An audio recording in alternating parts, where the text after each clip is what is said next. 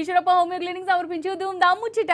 ఇయాల్టి మన దుమ్దాం ముచ్చట్ల వచ్చడం ముచ్చట్లు పట్టుకొని వచ్చిన ఆలస్యం చేయకుండా చెప్పుకుందాం పారి.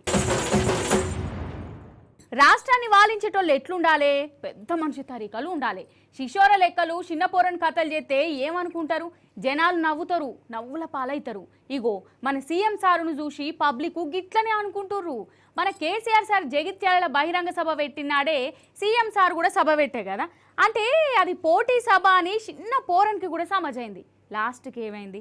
రేవంత్ సార్ ఇజ్జత్ ఏమైనంత పానైంది. ఆగో నిజం చెప్తున్నా, కేసీఆర్ సార్ బయటకత్తే కాంగ్రెస్లకు గింతగనం భయం అవుతుందా? సర్కార్లా గింత వణుకు పుడుతుందా? ఇగో గిట్లనే అంటుర్రు. ఇక ఓ దిక్కు కేసీఆర్ సారు జగిత్యాల బహిరంగ సభ పెడితే అదే రోజు రేవంత్ సారు కాళేశ్వరం యాత్ర పెట్టుకున్నాడు. ఇది పోటీ కాకుంటే ఇంకేంటిది? జగిత్యాలలో 20 తారీఖు నాడు సభ ఉంటదని 10-15 రోజుల సందే చెప్పుకుంటున్నాం. ఏడాది తర్వాత పెడుతున్న పెద్ద సభలా కేసీఆర్ సార్ ఏం మాట్లాడతాడు అని తెలంగాణ అంతా ఎదురు చూసింది. ఇక గిదే రేవంత్ సార్కు నచ్చినట్టున్నది. జనాలను మత్పరిద్దాం అనుకున్నాడో ఏందో గాని జగిత్యాల సభ నాడే రేవంత్ సార్ కూడా మీటింగ్ పెట్టుకున్నాడు. ఇక ఇది జాలదని ఓ దిక్కు కేసీఆర్ సార్ స్పీచ్ ఇస్తుంటేనే ఇటు రేవంత్ సారు మైకు పట్టుకొని ఉపన్యాసం దంచుడు పెట్టిండు. అంటే టీవీలల్లా కేసీఆర్ సార్ను చూయించకుండా నన్నే చూయించాలి, కేసీఆర్ సార్ స్పీచ్ ను ఎవలినద్దు అన్నట్టే కదా. ఇది చిల్లర లెక్కలు కాకుంటే ఇంకేంటిది మరి? దీన్ని కండ్లమంట అని అనరా? గిట్లనే చెప్పుకుంటుర్రోళ్ళ జనాలు. మరి లాస్ట్కి ఏమైంది? మన కేసీఆర్ సార్ సభ సూపర్ హిట్ అయింది. సార్ మాటలే జనంలకు పోయినాయి. టీవీలల్లా, యూట్యూబులల్లా, జైత్యాల మైదాన్లా లక్షల మంది కేసీఆర్ సార్ స్పీచ్ ను చూసిర్రు. రేవంత్ సార్ స్పీచ్ అంటారా? సారు మాటలు షురూ చేస్తుంటేనే జనాలు ఇంటి తొవ్వబట్టిర్రు.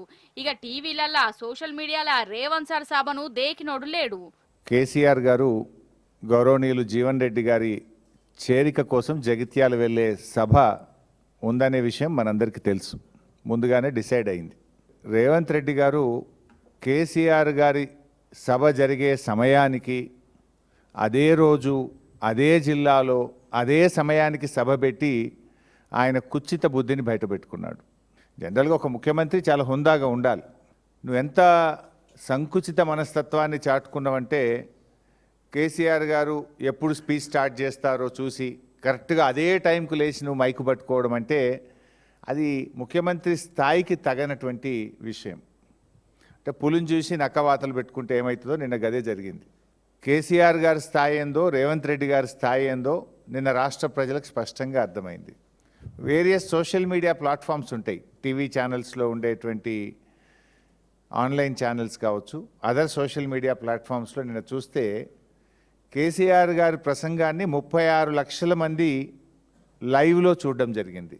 రేవంత్ రెడ్డి గారి ప్రసంగాన్ని కేవలం 4 లక్షల మంది మాత్రమే లైవ్లో చూసినారు. కేసీఆర్ గారి వ్యూవర్షిప్లో 10% కూడా రేవంత్ రెడ్డి గారికి వ్యూవర్షిప్ లేదు. అంటే ప్రజలు కేసీఆర్ గారి పట్ల ఎంత గౌరవంగా ఉన్నారు, 2.5 ఏళ్లలో నీ స్థాయి ఎక్కడి నుంచి ఎక్కడికి పడిపోయిందో స్పష్టంగా అర్థమవుతుంది. మరి గంత కష్టపడి గంతగనం తండ్లాడి రేవంత్ సారు టూరేసి జిద్దుతోనే సభ పెడితే ఆ సభలో ఏం మాట్లాడిండోల్లా?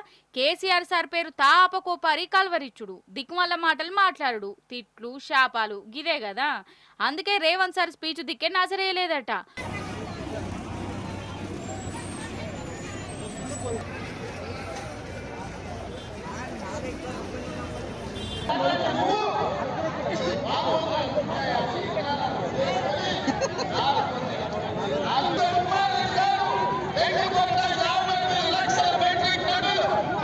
మొత్తానికి ఏదో సాత్రం చెప్పినట్టు ఏదో చేద్దామనుకొని పోటీ సభ పెడితే లాస్ట్కు రేవంత్ సార్ ఇజ్జతు సారే తీసుకున్నంత పనైంది అంటుర్రు. చదువు ఎక్కువైతే ఉన్న మతి పోయిందట, గట్లనే ఉన్నది కొందరి కథ. ఏం లేదోల్లా, సాఫ్ట్వేర్ కొలువు అంటే ఇక జీవితం సెట్ అయినట్టే కదా. మరి ఇక కొలువు వచ్చినప్పుడు డ్యూటీకి పోయి నెల జీతం తీసుకొని ఇంటి ఖర్చులు తీసుకొని ఇక ఇల్లు జాగను కొనుక్కుంటారు. కానీ ఒక సాఫ్ట్వేర్ ఇంజనీర్ ఉన్నాడోల్లా ఏం చేసిండో ఎరికేనా? మీరే చూడుర్రి. ఇంకేం చేసిండు? ఇంట్లోనే గంజాయి మొలకల సాగు కార్యం పెట్టుకున్నాడు. ఆగా చూడవు, ఇవి గంజాయి మొలకలే, మంచిగా పెంచుతుండు. మన హైదరాబాదే నాచారంలో ఉంటాడు, సాఫ్ట్వేర్ కొలువు చేస్తాడు. మరి ఇదేం రోగం? కంప్యూటర్లతోని కుస్తీ పట్టకనాట ఈ గంజాయి మొలకలు వెంచుడేంది అనిపిస్తుంది కదా. కొందరు గాషారం గట్లుంటది. మరి ఈయనకు గంజాయి అలవాటైందట. ఇక వచ్చిన జీతం అంతా ఈ గంజాయికే పెట్టేటోడు. ఇల్లెల దిశుడు కష్టమైంది. ఇక అంతల్నే కొలువు కూడా పోయింది. ఇంకేమున్నది, అపాయంలో ఉపాయం ఆలోచన చేసిండు. ఎవరికాన్నో గంజాయి కొనుడు ఎందుకు, నేనే కొంటా నేనే తింటా అని ప్లాన్ వేసిండోల్లా. ఇంట్లోనే గంజాయి మొలకలు నాటి దినాం వాటికి నీళ్లు పోసుకుంటా కంటికి రెప్పలెక్కగా కాపాడుకున్నాడు. ఆగో కొన్ని పూతకు కూడా వచ్చినాయి. ఇక రోజుకింత నోట్లేసుకుంటాడట. ఇక ఎట్లెట్లనో పోలీసులకు ఎరికైంది. వాళ్ళొచ్చి చూసే వరకల్లా ఇగో ఈ కథ బయట పడ్డది. గిట్లనే ఇడిచి పెడితే ఈ ఇంటిని గంజాయి వనం లెక్కనే చేసేటట్టున్నాడు. చూసినావా, కష్టపడి చదివిండు, పెద్ద కొలువు సంపాదించిండు, కానీ ఏం ఫాయిదా? గంజాయికి అలవాటు పడి కొలువు పోగొట్టుకున్నాడు. గిట్లా తప్పుడు దోవల నడిచి జైలు పాలైండు.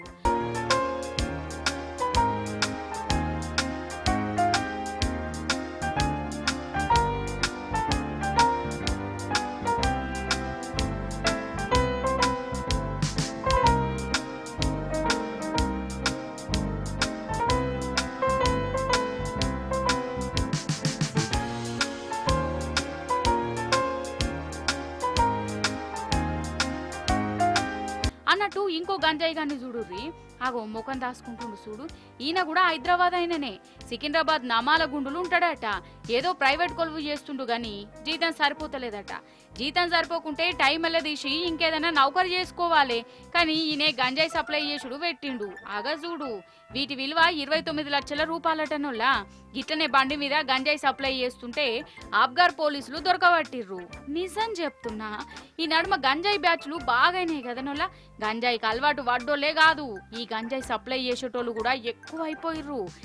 చిన్న పోరలకు అలవాటు చేసి వాళ్ళ బతుకులతో ఆడుకుంటుర్రు ఈ దివానగాళ్ళు. బడంటేనే నమ్మకం. టీచర్లు పిల్లలకు మంచిగా పాఠాలు చెప్తారు, ఆకలైతే తిండి పెడతారు అని అమ్మ నాయన అనుకుంటారు. కానీ మనకాడ ఎట్లున్నదోలా గురుకులం బల్ల సంగతి అయితే చూస్తూనే ఉన్నారు. ఇప్పుడు చిన్నపిల్లలు ఉండే అంగన్వాడీలకు వారి కోడిగుడ్లను నీళ్ళలో ఎత్తే ఏమవుతుంది, మునుగుతాయి. కానీ కోడిగుడ్లను చూడు తేలుతున్నాయి.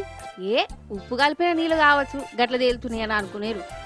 కాదు, ఇవి ఖరాబైన గుడ్లు నీళ్ళలోనే తేలుతున్నాయి. అంటే ఎంత ఖరాబైనాయో మీరే ఆలోచన చేయుర్రి. అగో ఈ గుడ్ల పొట్టొలిసి చూస్తుంటే లోపల గిట్లున్నది ఘోరంగా ఉన్నాయి కదా. ఈ గుడ్లను 5 ఏళ్లు కూడా నిండాని పిల్లలకు పెడుతుర్రలా మహానుభావులు. సిద్దిపేట జిల్లా రాజక్కపేట అంగన్వాడీ సెంటర్ల పిల్లలకు పెట్టే తిండి ఇది. అసలు ఇది తిన్నోళ్ళు ఉంటారా ఏమనుకుంటురు కావచ్చు. టీచర్ ఏమో సెలవులు ఉన్నదట, వచ్చిన గుడ్లను ఉడకబెట్టినా నాకేం పాపం తెలియదని ఆయమ్మ అంటున్నది. ఇక పెద్ద ఆఫీసర్ వచ్చి చెకింగ్ చేస్తే ఇదంతా బయటపడ్డది.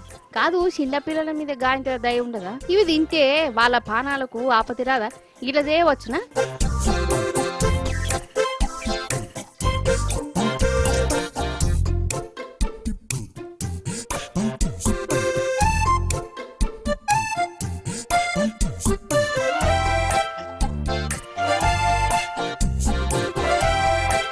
ఇక బడి ముచ్చట అయింది కాబట్టి ఇంకో టీచర్ అమ్మ ఘనకారం చెప్పాలి మీకు. మనకాడ కాదు, బీహార్ పంతులమ్మ. ఇటు చూడురి, మంచిగా మేడం గారు బల్ల మీద పండుకొని ఫోన్లో బిజీగా ఉన్నది.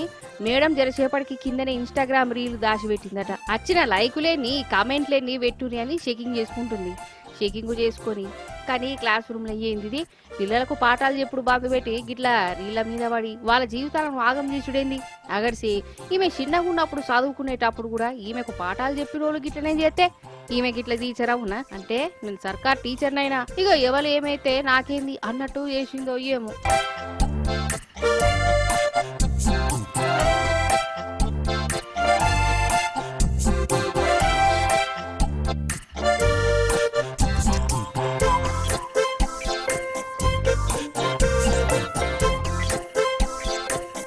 ఇంటి దొంగను ఈశ్వరుడైనా పట్టుకోలేరని అంటారు. గాధైర్యంతోనే కావచ్చు కొందరు మందిని మత్మరించుకుంటేనే ముంచుడు కార్యం పెట్టుకుంటారు.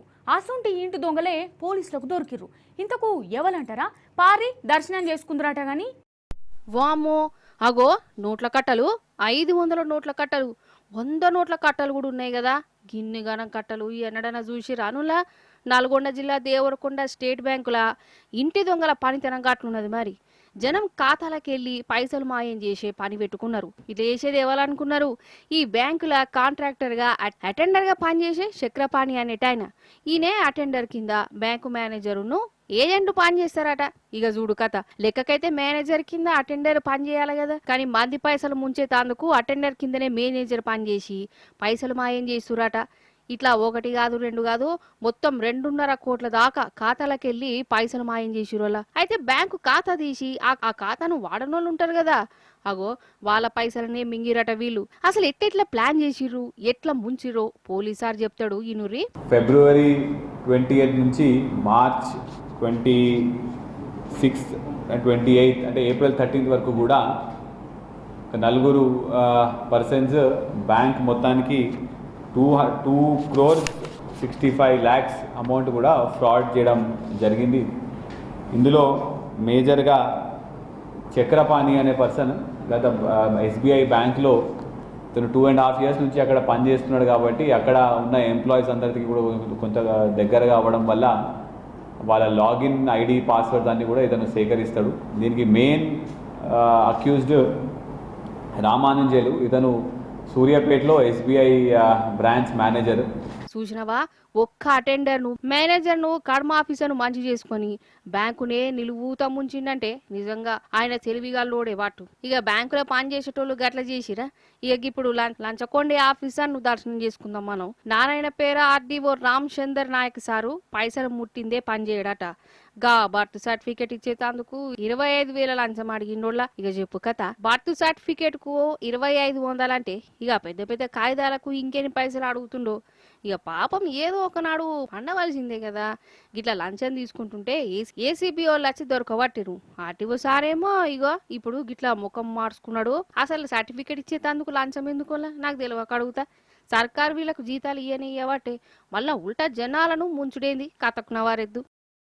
దొంగలను పట్టుకున్న పోలీసుల ముచ్చట చూసిర్రు కదా. ఇక ఇప్పుడు పోలీసులే దొంగల అవతారం ఎట్లెత్తిరో కూడా చూడాలి మీరు. దొంగలను పట్టుకొని పోలీసులు కూడా దొంగల లెక్క మారిపోయిర్రోళ్ళ. అగో దొంగలు కలిసి ఊర్లు వంచుకున్నట్టు పోలీసులు కలిసి ఇంటిని దోసుకపోయారు కాదోళ్ళ.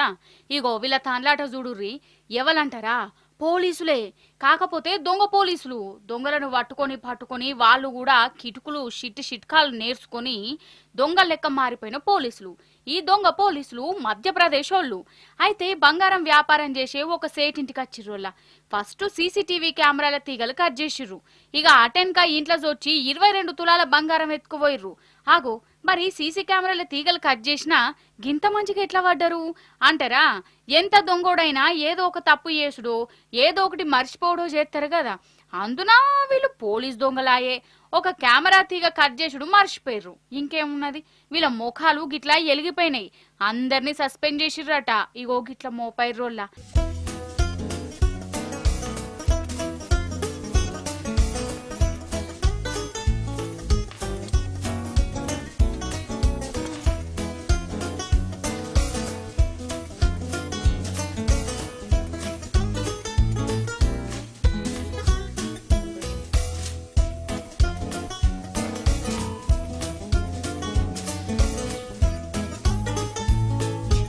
అర్రే, మీకు ఒక దొంగోడి గురించి చెప్పుడు మర్చిన. ఇప్పుడు మతకచ్చింది. వీడో చిత్రమైన దొంగోడు, గుజరాతోడు. ఒక దుగ్నంను దోసుకుందామని రాత్రిపూట ఎట్లనో గట్లా అండ్ల వచ్చిండు. 60,000 ఏమో జేబులు వేసుకున్నాడు. అయితే అందులో ఉడకపోస్తుంటే ఏసీ వేసుకున్నాడోలా. ఖాతం. ఇక ఆ ఏసీ గాలికి కన్ను అంటుకున్నది. దొంగతనానికి వచ్చినోడు అండనే నిద్రవేండు. అయితే వీడు జరంతా హుషారున్నట్టున్నది. మళ్ళా తెల్లారి గట్ల 4:30కు తెలివచ్చింది. అప్పటికి ఎవ్వరు రాలే దుగ్నంలకు. ఇక చెప్పండి జారుకున్నాడు. వీని దొంగతనం, వీని నిద్ర, పారిపోవుడు అంత CC కెమెరాలలో పడ్డది. ఇక వాడిని దొరకబట్టే పనుల పడ్డరు పోలీసోళ్ళు. ఇల్లు కట్టేటప్పుడు గుంతలు ఊడ్చేటప్పుడు సిమెంట్ ఉష్కను గమాలలో కలిపి కడుతుంటారు కదా, లేకుంటే నేల మీద కలుపుతారు కదా. కానీ ఒక ఆయన గుంత ఊడ్చేటందుకు సిమెంట్ను ఏడ కలిపిండో ఎరికేనా చూస్తే మీకు చక్కెర వత్తది కావచ్చు. ఆగో అసలు లక్షల రూపాయల బండికే చిన్న గీత పడ్డా లేకుంటే ఏదన్నా కలర్ అంటుకున్నా పానం కలుక్కుమంటది. 1కి 10 మాటల తన్లాడుతుంటాం కదా. అసొంటిది కారును ఇంకెట్లా చూసుకుంటారోలా. ఇగో గిది పోర్షే కారు. దగ్గర 1 కోటి రూపాయల మీదనే ఉంటది. 1 కోటి రూపాయల కారును దీని ఓనరు దేనికి వాడుతుండో చూడురిగా.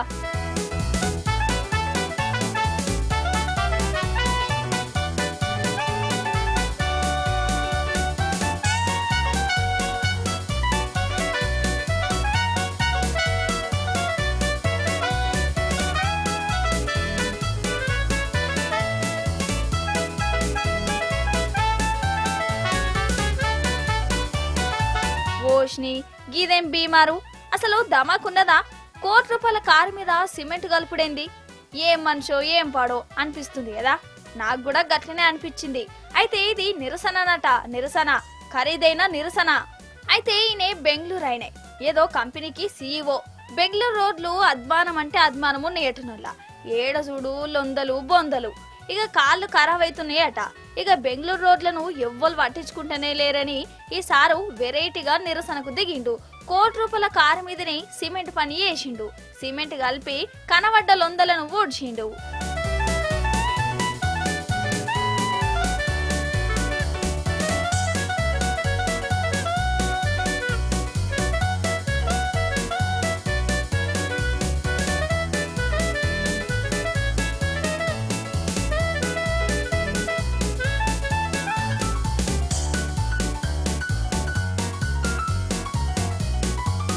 సరే, లొందలు ఊడ్చుడు మంచి పనే, మంచి నిరసననే.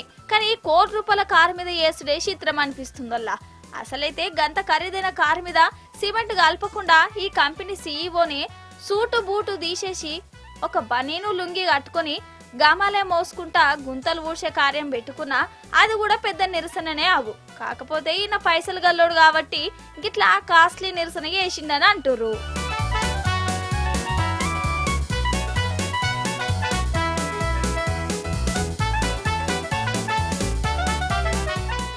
ఇవి ఆల్టీ దుందాం ముచ్చట్లు. మళ్ళీ ఎపిసోడ్లో ఇంకెన్ని ముచ్చట్లు పట్టుకుని వస్తా. అప్పటిదాకా చూస్తూనే ఉండు టీ న్యూస్.